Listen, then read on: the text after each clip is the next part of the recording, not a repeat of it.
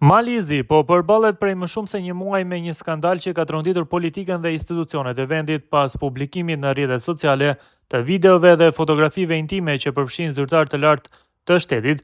Në qendër të aferës janë Mirjana Pajković, ish sekretare shtetërore në Ministrinë e të Drejtave të Njerëzit dhe të Pakicave, dhe Dejan Vukšić, ish drejtori i Agjencisë Kombëtare të Sigurisë dhe ish këshilltari i presidentit Jakov Milatović për sigurinë.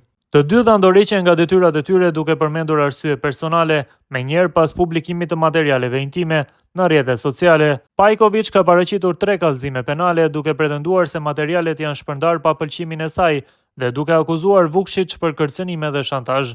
Ajo ka publikuar edhe një audio incizim ku thuhet se dëgohet zëri i Vukšić që thotë: "I gjithë Malizi do t'i shoh videot intime." Pajković ka deklaruar për mediat malazeze se materialet u përdorën për të ushtruar presion ndaj saj dhe për të dëmtuar karrierën e saj duke theksuar mungesën e reagimit të autoriteteve shtetërore. Ajo ka denoncuar gjithashtu mungesën e barazisë gjinore në politikë dhe shkeljen e të drejtave dhe lirive të njerëzit, duke dhënë në dukje se gratë shpesh përballen me presion që të jenë të padukshme dhe pamja e tyre interpretohet padrejtisht si mungesë serioziteti. Nga ana tjetër, Vukšić mohon çdo përfshirje në publikimin e videove dhe pretendon se i ka parë ato vetëm pasi u shpërndan ilegalisht online.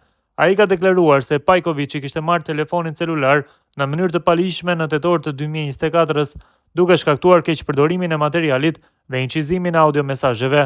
Vukšić ka bërë kallëzim penal kundër Pajković dhe personave të paidentifikuar, duke pretenduar se është shantazhuar më parë nga individ të panjohur që i kërkonin të tërhiqej nga kandidatura për gjyqtar në gjykatën kushtetuese, përndryshe audioincizimi do të publikohej. Ai gjithashtu ka paralajmëruar padinë ndaj personave që e kanë fyer dhe kërcënuar në rrjetet sociale dhe ndaj një deputeti që e ka quajtur publikisht person të dhunshëm. Agjencia Kombëtare e Sigurisë ka sqaruar se nuk ka lidhje me përmbajtjen e materialeve dhe se nuk merret me korrespondencë private.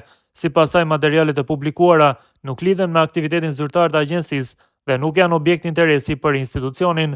Prokuroria e Podgoricës ka hapur 2 hetime penale bazuar në kallëzimet e Pajković dhe hetimet janë ende në fazën paraprake. Autoritetet po analizojnë të gjitha rrethanat dhe përgjegjësitë e çdo personi të përfshirë, duke përfshirë edhe rolin e mundshëm të zyrtarëve të tjerë të shtetit. Në këtë kontekst përmendet edhe zyra e presidentit Milatović, pasi audioincizimi kërcënues dyshohet se është bërë nga një telefon fiks në zyrën e kreut të shtetit, ku Vukšić ka punuar më herët si këshilltar, megjithëse presidenti nuk është objekt hetimi. Ky skandal ka ndezur debate gjerë mbi privatësinë, etikën e zyrtarëve publik dhe mënyrën se si autoritetet po trajtojnë çështjet që prekin të drejtat dhe liritë e qytetarëve në Maltëzi. Rasti tregon gjithashtu tensionin mes presionit politik, shantazhit dhe mbrojtjes së të drejtave të grave në skenën publike. Ndërkohë, tashmë janë publikuar edhe mesazhet mes dyshës së përfolur të zhvilluar në aplikacionin WhatsApp,